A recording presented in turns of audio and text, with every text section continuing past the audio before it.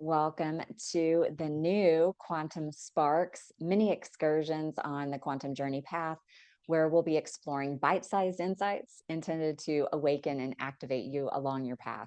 In today's episode, we'll be talking about synchronicities and signs, how the universe speaks to us. They're often a gateway for people really stepping into the quantum field. Those little cosmic nudges that just kind of whisper that there's more to life than maybe what we have known previously.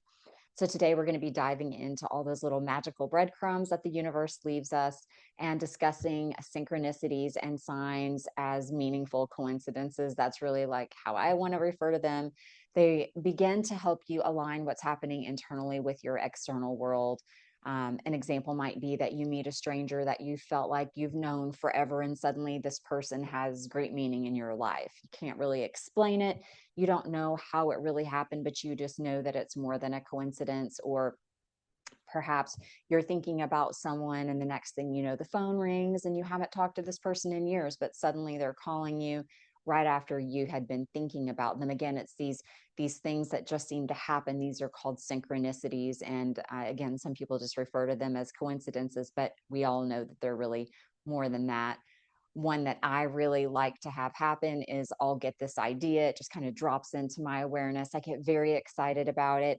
And the next thing I know, there's all these resources and tools that are kind of coming to me that allow me to move forward with my idea or this new concept that I have. And so I know that that was divinely inspired. And I really appreciate those little synchronicities that show up in my life.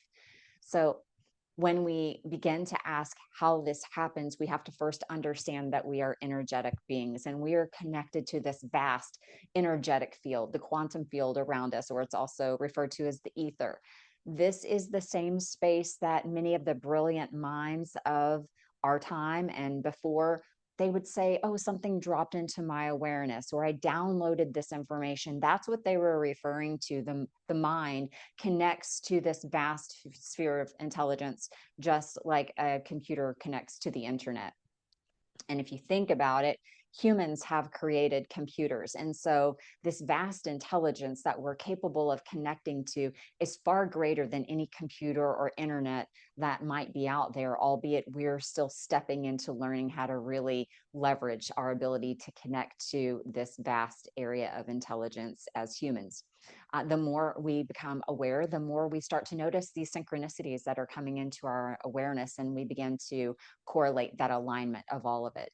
Sometimes these signs come in and they blow right past our logic. And that's a beautiful thing, because if we allow ourselves to think about it, we often logic ourselves right out of the magic. We begin trying to explain how this could have happened, and we try to come up with some type of a logical explanation. And I like to say that I am surrounded by divine magic all of the time, and I really seek out the magic. I've stopped trying to explain it. I don't like anybody else trying to explain it to me either. I really enjoy being able to tell myself that all of this magic comes to me, and I ask each day what's possible that I haven't considered before. That's how I like to start my day. Other signs and synchronicities that you might be seeing are repetitive numbers. I hear this a lot from the clients that I work with.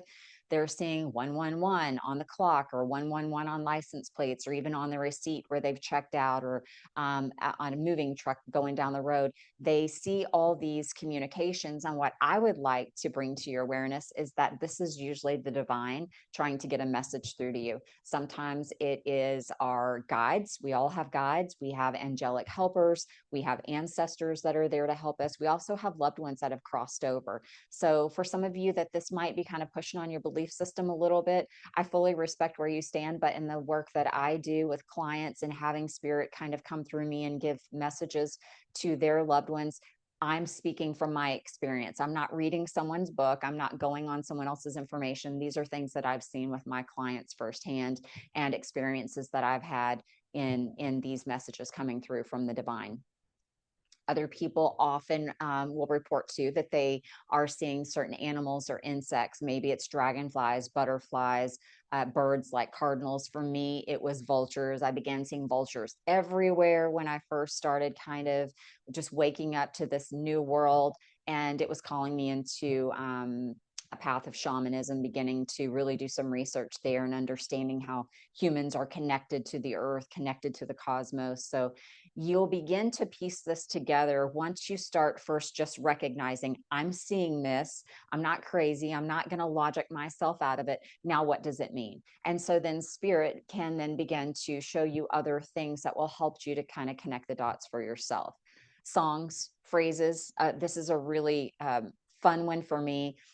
Many times if we're having a really bad day, or maybe we found ourselves in grief or depression, or some type of a tough spot, our spirit helpers will send us a song or a phrase. Somebody will just say the right thing to you, or the perfect song will come on, and not only do you immediately connect with that song or that phrase, you know that it was sent to you. And in those moments, don't allow yourself to logic your way out of that magic, because that is such a gift, and it is a divine gift. And if you recognize it, you'll get more of it. Dreams and visions. I love how vivid everybody's dreams are becoming. I've got several friends that say, I can't sleep. I'm having all these dreams. I'm like, write them down, get a journal. Start to figure out what is being shown to you. For me, over the last several years, I began to see that some of my fears were coming to me in my dreams. So I began to look at it like a little bit of a boot camp. One of the things that I was very afraid of is heights, and another one is snakes. So, what did I dream about a lot? Heights and snakes. And so, in my dreams, it went from me being a victim to, over time, I would just grab the snake by the head and I would just hold it and look at it. And I, through my dreams, had learned to conquer a fear. So, that's a very personal story of what was happening with me. But dreams can be just a really great training ground for you to begin to get those messages and communications. But it can also be kind of a light on your path of where you should go and some of the things maybe you're trying to work on. Waking up at the same time every night. This is another thing that happened quite a bit to me. And early on, when I was asking some of the big questions, what's happening to me? What's my purpose in life? Why am I here? Some of the things that I was interested in had fallen away. Some of the people that I had interacted with were no longer my friends. Some of the things that I was really clinging to were no longer a part of my life. And it felt really difficult. And as I began to ask these questions, I began to wake up at the same time every night. And so I started noticing that. And as an observer, when you start to see things, you get more. For me, I was able to correlate the times I was waking up with scripture. And so I would go back and read the scripture, and it would blow my mind how it would give me the exact message I needed to hear. And it would help me through. As I was asking a question, it would then answer. And I was like, this is the first time in my life that I have felt this method of communication back to me. I've spent my whole life praying out, and I never really felt that answer come back. And now I'm finding it through various methods, through dreams, through this, synchronicity of waking up and seeing these numbers on the clock, and seeing these duplicate numbers in my, on the clock, and when I'm driving in the car on the odometer. There's all these communications, and once you start getting it, you get more, and then it's all the time. So I woke up every day like, oh, what's going to happen today? I couldn't wait. And you'll just get this gut feeling, this knowing. This is where the seat of your intuition lives, down in this sacral area. Your body has energetic centers known as chakras, and right here, this gut feeling is actually your sacral chakra. And you will feel, if you'll allow yourself to know what's true for you. This is where you can really use your discernment, your intuition, to kind of figure out, does this make sense for me, or is this what's being shown to me? Again, slowing down. We're very busy. Our lives are chaotic. That's very intentional. And so you have to create space for these things to be able to happen. You will never hear or see these communications if you don't take time and prioritize yourself.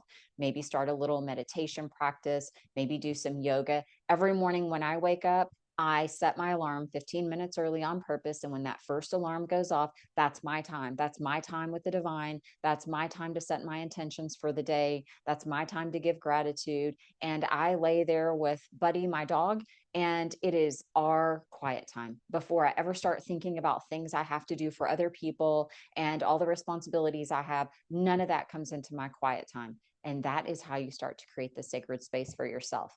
Keep a journal, begin to write down where you're seeing these synchronicities and what's showing up for you. Is there a cardinal that's always showing up, or is there a butterfly coming to you all the time? Because as you get used to this back and forth communication, you'll then begin to be able to do the next step, and that is, who's bringing this to me? Is it one of my guides? Is it a loved one?